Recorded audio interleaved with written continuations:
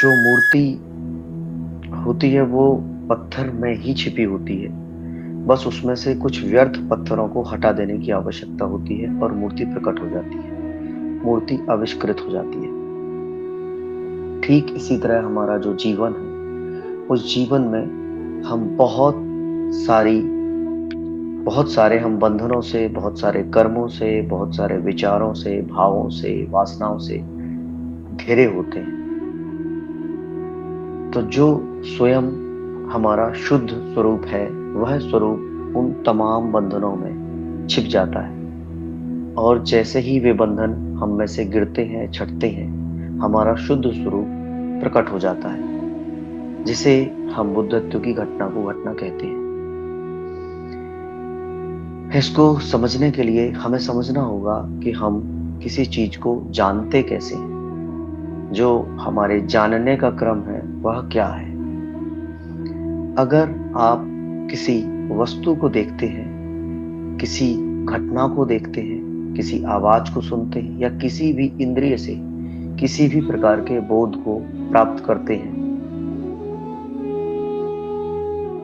तो क्या वह बोध उस वस्तु में, उस घटना में समाहित था, या वह बोध हम में खुद में समाहित था, जो उस घटना के निमित्त होने से वह प्रकट हो गया। अगर हम यह समझ पा रहे हैं कि वह बोध हम में स्वयं में था, क्योंकि अगर वहां पर ऑब्जर्वर ना हो तो ऑब्जर्व की गई चीज किसी भी प्रकार का ज्ञान प्रकट नहीं करेगी। ज्ञान के प्रकट के लिए ऑब्जर्वर का होना आवश्यक है। तो यह ज्ञान का बोध हमें क्यों होता है और कैसे होता है। हम सब मनुष्य में एक गुण होता है, चैतन्यता का गुण। तो जो भी हम जब जानते हैं तो हमारी चेतन धारा उस तक ट्रैवल करती है और जो भी चीज हम जान रहे होते हैं उसको हम जान पाते हैं। तो जो भी हम अपने जीवन में भोग रहे हैं, जिस प्रकार के सपने देख रहे हैं, जिस प्रकार के कर्म कर रहे हैं, जैसे भाव कर रहे हैं, जैसे वचन कह रहे हैं, जो भी क्रिया प्रक्रिया जो भी हमारे जीवन में संचालित है, उन सभी में उस चेतन धारा का योगदान है, क्योंकि सभी कुछ हमें कोई ना कोई ज्ञान और बोध दे रहा होता है। वह चेतन धारा ही ज्ञान की शक्ति है, जिसके माध्यम से हमें ज्ञान की उपलब्धि होती है। अगर वह चैतन्यता समस्त से कट के, जो बाहर की ओर बिखरी पड़ी हुई है, समस्त की तरफ से कट के स्वयं के भीतर निज स्रोत में निमज्जित हो जाए, तो क्योंकि उसका गुण ही, बेसिक गुण ही जानना होता है, तो वह स्वयं को जानना शुरू कर देती है। और जिस डीपर रूप से हम स्वयं में निमज्जित होते हैं, हम उतनी गहराई से स्वयं को जानना शुरू कर देते हैं। और जब वह चेतन धारा संपूर्णतया स्वयं के ज्ञान को उपलब्ध होती है, तो इसे हम कहते हैं आत्मज्ञान, इसे हम कहते हैं बुद्धत्व की उपलब्धि। जो प्रश्न का दूसरा हिस्सा था उसमें पूछा गया था कि इसे हम कैसे प्राप्त कर सकते हैं। तो इसके लिए जो ओशो बताते हैं, बहुत सारी साधनाएं बताते हैं, जिसमें वे प्रमुखता से साक्षी का इस्तेमाल करते हैं। वे साक्षी भाव से शुरू करते हैं और साक्षित्व तक लेके जाते हैं। साक्षी भाव यानी कि एज अ विटनेस, किसी चीज को गवाह के स्वरूप में देखना, तीसरे डायमेंशन से, तीसरे कोण से देखना। जब कोई हमारे जीवन में घटना घट रही है तो हम उसमें इन्वॉल्व हो जाते हैं। हमें ऐसा महसूस होता है कि यह हमारे साथ घट रही है। हमारे साथ यानी किसके साथ? हम तो स्वयं को यह शारीरिक मॉलिक्यूलर स्ट्रक्चर ही मात्र मानते हैं। यही हम देख पाते हैं, यही हम समझ पाते हैं। ऊपर ऊपर हम आत्मा परमात्मा की बातें कितनी ही क्यों ना कर लें।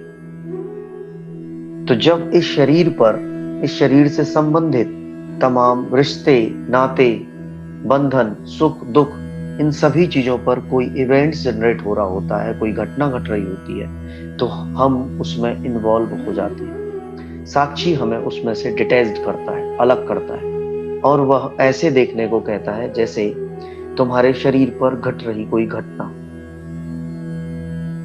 तब तुम उसे देख पाते हो कि यह एक शरीर है और इस पर कोई एक घटना घट रही है और उसके इम्पैक्ट शरीर पर ये इस तरीके के आ रहे हैं। आप शुद्ध देखने वाले बसते हो। फिर दूसरी साधना क्रम में आती है सजगता। जब आप होशपूर्ण होते हो, जाग जाते हो, तो जागने का यहां पर क्या अर्थ है? जब भी हमारे जीवन में कोई घटना घट रही होती है या कुछ हम कर रहे होते हैं, तो हम में आत्मविस्मरण घट जाता है। हम स्वयं को भूल जाते हैं। निज स्रोत से निकली हुई चेतन धारा ना वह स्वयं को जान पाती है ज्ञान की शक्ति, ना तो वह उस स्रोत को जान पाती है जिसके होने की वजह से वह है। वह सिर्फ उस ऑब्जेक्ट को जान पाती है जिस ऑब्जेक्ट पर वह पड़ रही होती है। जैसे हम समझें प्रकाश, लाइट। क्या हम लाइट को देख सकते हैं? नहीं, हम लाइट को नहीं देख सकते। प्रकाश की उपस्थिति में हम चमकदार वस्तुएं देख पाते हैं। अगर इस पूरी पृथ्वी पर या पृथ्वी ही सहित सब कुछ को हटा दिया जाए, तब हम क्या लाइट को देख पाएंगे? हम लाइट को नहीं देख सकते। तो लाइट जिस वस्तु पर पड़ती है और उस वस्तु पर पड़ने के उपरांत जिस तरह का उसका रिफ्लेक्शन होता है, उस तरह से वह वस्तु हमें नजर आती है। यानी कि हम रिफ्लेक्शन ऑफ लाइट को देखते हैं और उसमें भी चमकदार वस्तु, लाइट नहीं। ठीक इसी प्रकार जब हम इंद्रियों पर ही बेस्ड होते हैं, पूरी तरह से इंद्रियों पर ही आधारित होते हैं अपने ज्ञान के लिए, तब हम उस ज्ञान की शक्ति को और उस स्रोत को नहीं देख पाते हैं जिसकी वजह से वह ज्ञान की शक्ति है। तो सजगता का अर्थ है कि हम उस ज्ञान की शक्ति और उस स्रोत के प्रति सजग हों।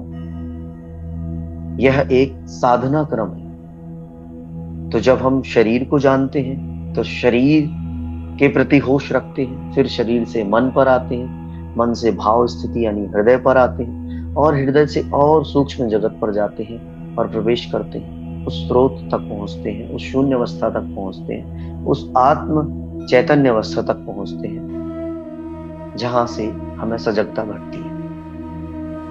और तीसरा चरण है इसका तथाता।